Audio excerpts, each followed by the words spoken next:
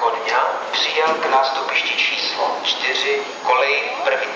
Vlak dále pokračuje ve směru Přerov, Otrokovice, Staré Město u Uherského Hradiště, Hodonín, Břeclav, Vín, Simmering, Vín, Meidling, Vín Neustadt, Bruck an der Mur, Leven, Gnitefeld, Judenburg, Unsmarkt a Villach Hauptbahnhof, pravidelný odjezd 11 hodin 9 minut.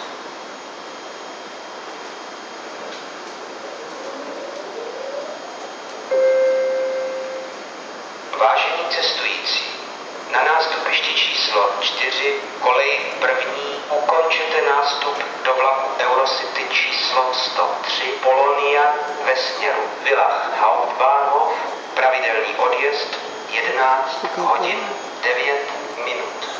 Vlak je připraven k odjezdu.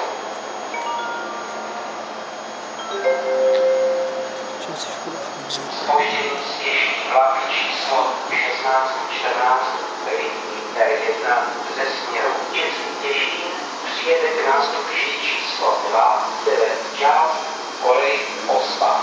Vlak dále pokračuje ve směru Hájveselsku a Opava.